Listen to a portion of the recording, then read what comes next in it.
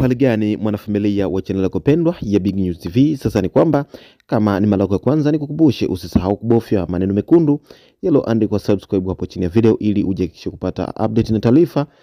kwa haraka zaidi, na utakuwa kwanza kabisa pale punde tunavyokuwekea kupitia YouTube channel yetu. Sasa tukiangazia kuna tetesi za usajili Tanzania Bara, ni kwamba klabu ya Wekundu wa Msimbazi kupitia mchezaji ambaye wamekuwa wakimnyatia kwa kipindi kirefu, na mzungumzia mchezaji ambaye naweza kusema kwamba ni mchezaji pendwa kunako ligi kuu Tanzania Bara, na mchezaji huyu anacheza kunako klabu ya Azam FC, na kabla hajakucheza kunako klabu ya Azam FC alishawahi kucheza kunako klabu ya Young Africans, na si mwingine namzungumzia hapa Faisal Salim, ambaye amekuwa na quality au na ubora wa hali ya juu katika michuano yote ambayo alikuwa akiendelea ukijumuisha na ligi kuu Tanzania Bara, na mchezaji huyu amekuwa mchezaji tegemezi kunako klabu ya Azam FC. Kwa hiyo klabu ya Wekundu wa Msimbazi ilivutiwa na namna ya mchezaji huyo alivyokuwa na ubora kwa kipindi chote. Kwa hiyo kama klabu ikaona ni vyema wafanye kila jitihada waweze kuinasa saini yake. Sasa ni kwamba kuna picha ambazo zimevuja zikimuonyesha Faisal Salim akiwa na moja ya viongozi wa klabu ya Wekundu wa Msimbazi, na picha hizo zimetoa au zimeleta taharuki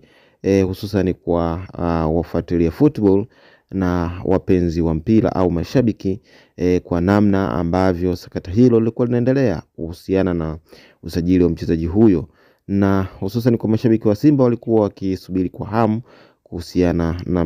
mchezaji huyo kusajiliwa kunako klabu ya Wekundu wa Msimbazi, kwani mchezaji ambaye ni mchezaji pendwa kutoka kwa mashabiki. Kwa hiyo kama sakata hilo ambalo linaendelea hususan au tetesi hizo ambazo zinaendelea kuhusu usajili wa mchezaji huyo, basi huenda ikawa furaha zaidi kunako klabu ya Wekundu wa Msimbazi, kwa sababu ilikuwa ni tarajio lao la muda mrefu wakihitaji saini mchezaji huyo. Lakini ikumbuke kwamba siku za hivi karibuni klabu ya Azam FC ilitoa taarifa kwamba mchezaji huyo bado ni mchezaji halali kunako klabu ya Azam FC na hataweza kusainiwa kwenye klabu nyingine yoyote ile, na Azam FC hawana mpango wa kumuuza mchezaji huyo, ni kutokana na uhitaji wake ulivyokuwa mkubwa kunako klabu hiyo. Kwa hiyo kama klabu ya Azam FC